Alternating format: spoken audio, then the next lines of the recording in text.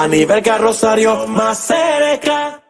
Bueno, lo anunciamos previo a la pausa. Agradecemos su sintonía, por supuesto, por estar a esta hora más cerca. Recuerde nuestro canal de YouTube, Más Cerca RD, y por supuesto nuestra vía directa por WhatsApp 829-556-1200 para que nos acerquemos cada día mucho más, y en esta ocasión un gran placer. Tenemos con nosotros al abogado constitucionalista Eduardo Jorge Prats. Muchas preguntas, unas tienen que ver con la vacunación, pero recuerden que la Constitución es la norma de las normas y de una u otra manera como que la tenemos que tener clara siempre, ¿verdad que sí? Sí, así es. Don Eduardo Jorge Prats, bienvenido a Más Cerca. Más cerca de... Buenas, es un placer estar más cerca con ustedes y espero en algún momento cuando pase la pandemia estar todavía más cerca de ustedes. Así mismo, que así sea. Marisol Mendoza, Hansel García y Aníbal Rosario, estamos aquí para guiar esta conversación que indudablemente será muy útil, y obviamente hay una pregunta que termina siendo obligatoria. Hoy el Senado de la República emitió una resolución en la cual le pide al presidente de la República que por decreto prohíba el acceso a ciertos lugares a las personas que no presenten la tarjeta de vacunación. Y previo a esto, pues diversos sectores, hay como un debate, ¿sería constitucional o no obligar a la persona a inocularse? ¿Cuál es su parecer en ese sentido? Bueno, ante todo hay que poner en contexto en qué consisten estas medidas. Según la Constitución, toda medida restrictiva de los derechos o de las libertades tiene que ser una medida que sea razonable y que no afecte el contenido esencial de los derechos. Por ejemplo, existe un derecho a un juicio público y ese derecho a un juicio público puede ser limitado. Esa limitación puede ser razonable en atención, por ejemplo, a los derechos de los niños o de las niñas, o el derecho a la imagen que tienen las familias. Entonces, lo mismo pasa con el tema de la vacunación. Hay un derecho a la integridad física y hay un derecho en la Constitución a no ser sometido a un tratamiento médico sin la autorización del titular del derecho de la persona, pero ese derecho puede ser sujeto a restricciones. En este caso, la ley puede imponer la vacunación obligatoria y de hecho la Ley General de Salud le da potestad a las autoridades sanitarias para, cuando así sea conveniente por razones de la salubridad pública, pues imponer la vacunación obligatoria. Pero ojo, vacunación obligatoria no significa que tú puedes salir con una jeringa como médico o paramédico a inyectar obligatoria a todo el mundo, sino que se pueden establecer obligaciones de vacunación. Por ejemplo, en el seno de las empresas, el reglamento de trabajo, el código de trabajo autoriza al patrón o al empleador a establecer medidas que protejan la seguridad de sus trabajadores. Por lo tanto, en un establecimiento comercial, en una empresa, se puede exigir la previa vacunación para no poner en riesgo la salud de los otros empleados o de los clientes, por ejemplo, de una empresa de servicio. Entonces, perdón, dentro de esas disposiciones, la retención del salario para obligar a vacunarse, porque he visto esta propuesta también rodando en las redes sociales. No, por eso digo que siempre las medidas tienen que ser evaluadas en cuanto a su razonabilidad. No toda medida impuesta para asegurar la obligatoriedad de la vacuna es razonable.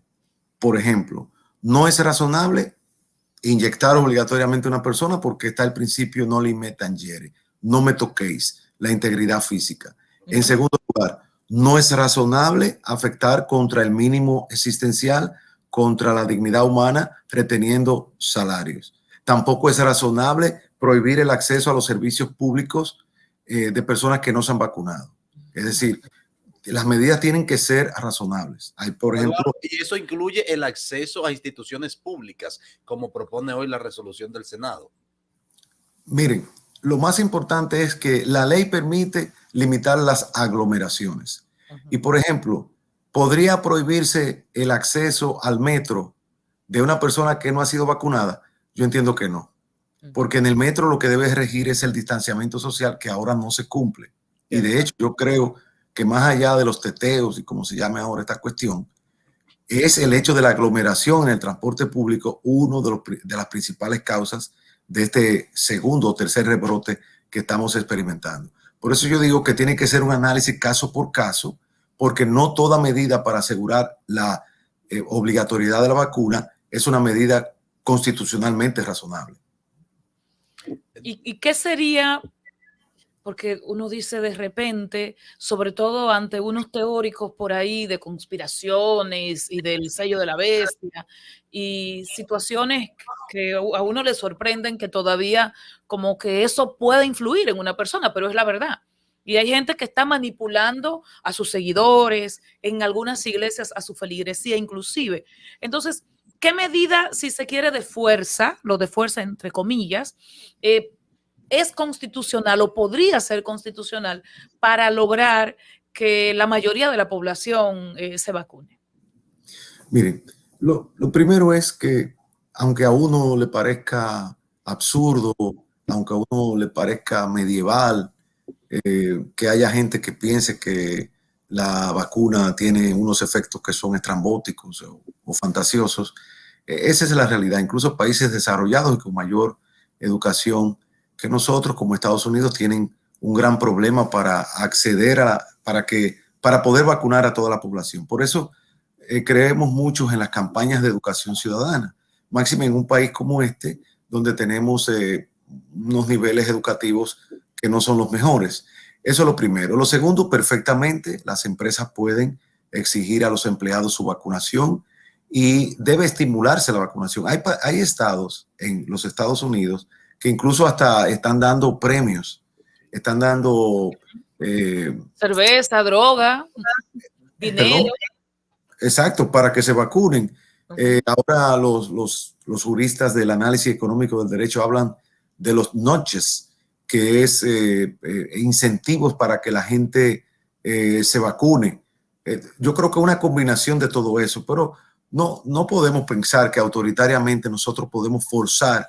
Nadie puede ser forzado. Yo estoy de acuerdo con la constitucionalidad de la obligatoriedad de la vacuna, pero no creo que forzar a una persona a vacunarse sea razonable. Es una medida razonable. Y de hecho, en Europa, donde se habla de la obligatoriedad de la vacuna, de lo que se está hablando es de que se establezca su obligatoriedad y de que haya vías indirectas para exigir que la gente se vacune, como por ejemplo, que las empresas exijan a sus empleados vacunarse, de que se establezcan restricciones en todo sentido razonable. Por ejemplo, en establecimientos cerrados, en el caso de las escuelas, debe haber una exigencia de vacunación porque definitivamente los niños, niñas y adolescentes se aglomeran, aunque no en el curso, pero pueden aglomerarse en el recreo. Entonces, fíjense que es un análisis casuístico. No es lo mismo tú exigir que para entrar a un estadio donde hay un distanciamiento se exija vacuna, pero sí se le puede exigir en las empresas, sí se puede exigir en las escuelas.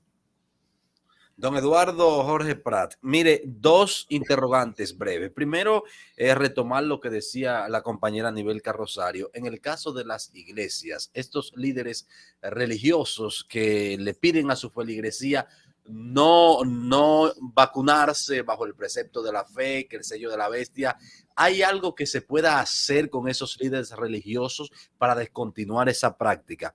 Y segundo, también hay un precepto constitucional, que obviamente usted es el que lo conoce, que establece que podríamos apelar al mal menor para salvar una nación. Y tomando en cuenta que la vacunación es un asunto colectivo, ¿no es el mal menor obligar a la vacunación que dejar al libre albedrío?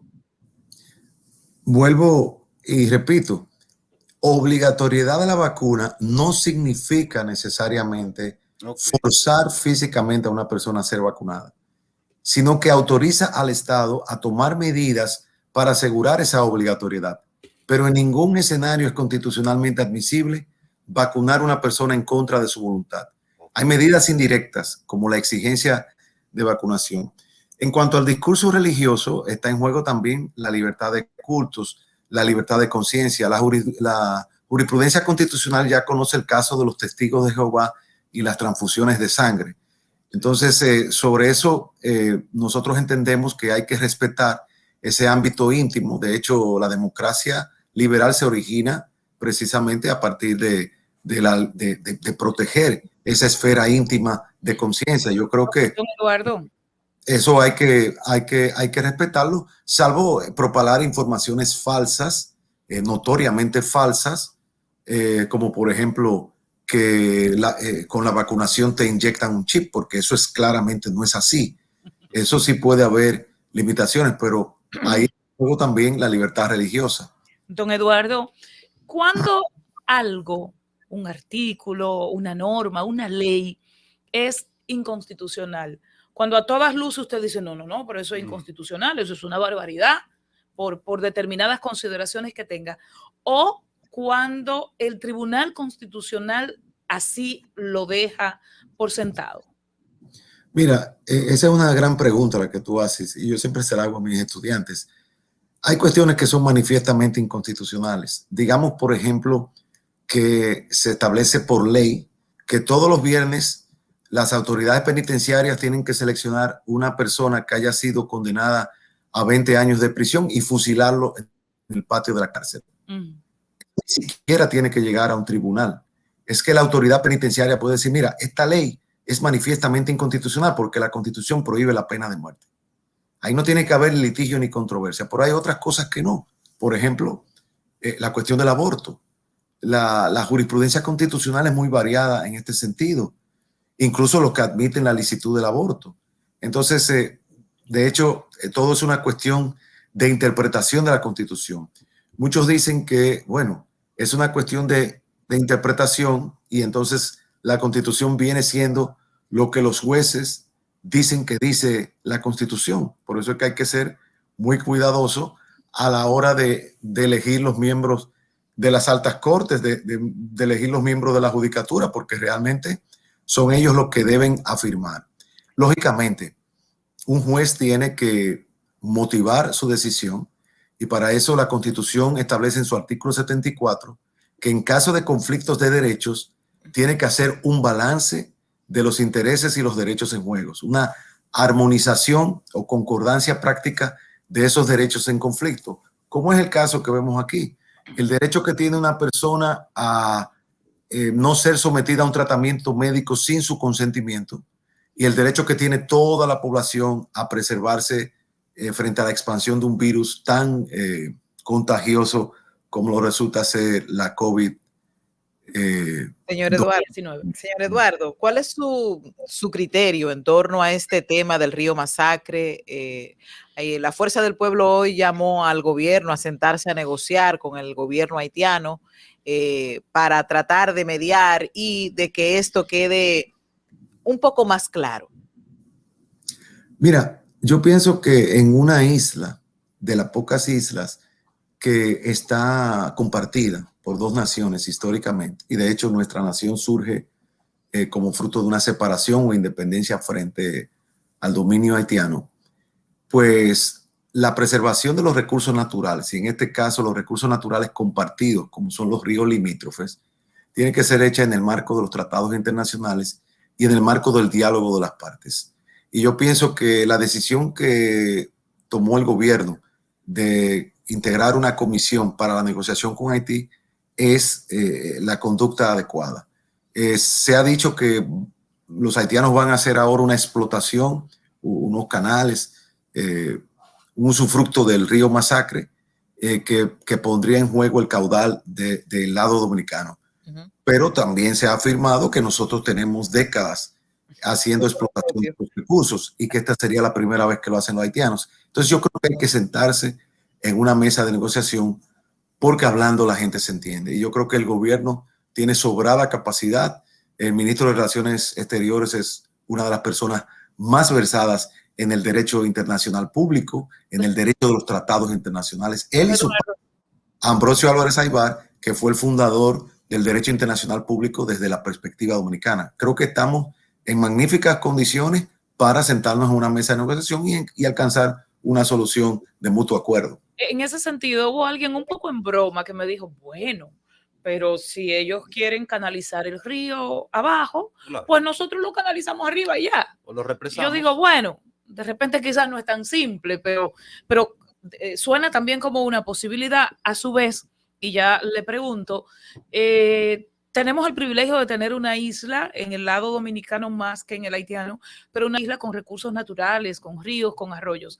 Hay muchas zonas del mundo que no tienen ese privilegio, pero sería malo canalizar el agua del río Masacre o como la de cualquier otro río. Sería malo aprovecharla de una manera más clara en la agricultura y para fomentar inclusive o mantener la vida de las personas. Mira, los canales de riego han significado el renacimiento del sur Así mismo. y en parte de la línea noroeste. Entonces, los canales de riego son muy importantes.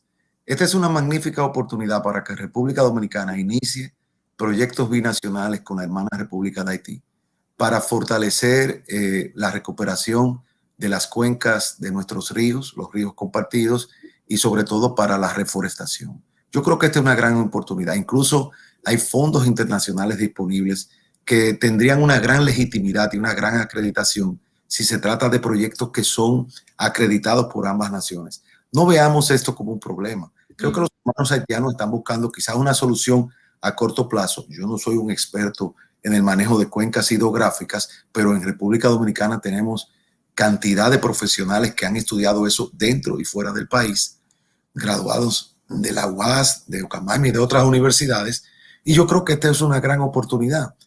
Yo creo que lo que haríamos mal sería esconder la cabeza como avestruz frente al gran peligro que representa un mayor deterioro medioambiental en la frontera de nuestro lado y del lado haitiano. Yo creo que en la medida en que podamos recuperar los recursos naturales a ambos lados de la frontera, va a disminuir la presión migratoria. Y tenemos también que vernos como un país más desarrollado que Haití. Haití debemos verlo como nuestro hermano menor. Haití fue una potencia cuando nosotros nos independizamos y nuestros hombres y mujeres más valientes lucharon contra esa opresión de una potencia extranjera, porque Haití era mucho más poderosa que nosotros. Pero Haití ahora es uno de los países más pobres del mundo y creo que el más pobre del hemisferio occidental. Entonces nosotros, nobleza obliga, nosotros debemos con nuestros hermanos haitianos, con el gobierno haitiano, pues ver las vías, ver, por ejemplo, este proyecto que tienen con el Masacre, ver alternativas, pero tenemos que pensar de modo binacional porque realmente es la misma tierra compartida y de aquel lado hay seres humanos igual que de este lado. Hay agricultores allá, hay agricultores. Y si Haití progresa, si tiene una agricultura más estable, si se generan más empleos, pues nosotros también ganamos. Yo pienso que sí, porque a mí me preocupa. Nosotros hemos tenido, gracias a, y esto hay que agradecerlo al gobierno de Joaquín Balaguer, que implementó de modo muy radical la prohibición de la tala forestal de árboles, etcétera. Y por eso cuando tú vuelas en avión, tú ves la diferencia entre ambos territorios. Pero realmente nosotros tenemos que cuidar la frontera y tenemos que crear no un muro, sino un zipper de desarrollo, una verdadera muralla de desarrollo a ambos lados, con proyectos tan hermosos y tan productivos como lo que precisamente tiene. Sobre el muro, ¿qué usted cree de ese muro? Todo ese dinero gastado ahí, yo creo que es un desperdicio. El muro satisface el ego de algunas personas. El nacionalismo de los pobres, el nacionalismo de los más pobres. Realmente, así es que surge el fascismo. El fascismo surge porque hay otro más pobre, más débil y vulnerable que tú, a quien tú puedes explotar y sobre el cual tú puedes imperar. Y yo pienso que nadie que se reconozca como cristiano puede ser patriotero o nacionalista desde este punto de vista. Por ejemplo, un gran paso que ha dado un gran empresario dominicano, Fernando Capellán, en el Grupo M, creados de aquel lado para que no vengan a quitar trabajo de los dominicanos de este lado. Entonces creo que hay una gran oportunidad. Yo cuando vi lo del masacre, que tiene una connotación tan grande, el masacre se pasa a pie en lo que han sido las relaciones históricas entre ambas naciones, dije, ojalá que el presidente Abinader y el gobierno puedan aprovechar, y la sociedad dominicana aprovechar esta oportunidad para sentarnos realmente a pensar, a implementar proyectos que sean de interés común para ambas naciones. Y eso va a recibir apoyo internacional porque hay muchas organizaciones no gubernamentales transnacionales que están comprometidas con la preservación de los recursos. El masacre, por cierto, desde la óptica del derecho constitucional, donde ya comienza a reconocerse no solamente derechos a los animales, porque ya incluso hay una Carta Internacional de Derechos de los Animales y tribunales que han decidido a favor de los animales, sino que ya se reconoce que la propia naturaleza tiene derechos. Y así ha habido tribunales que han protegido en Sudamérica, en Asia, montañas y ríos. Y aquí nosotros debemos pensar no solamente qué quiere el pueblo haitiano y qué quiere el pueblo dominicano, qué quiere el río Masacre, cuál es la explotación menos lesiva de la conservación del río Masacre como cuenca. Y ahí es que nosotros debemos pensar, y ahí los abogados callamos, porque hay que darle chance a los expertos en cuanto a cómo debe hacerse esta explotación. Bueno, muchísimas gracias, don Eduardo Jorge Prats. Un gran placer conversar con usted, sobre todo de temas de actualidad que hacen, si se quiere, aterrizar un poco lo que es la Constitución y los deberes de unos y otros en ese sentido. Gracias por estar más cerca. Muchas gracias. A nivel Carrosario más cerca.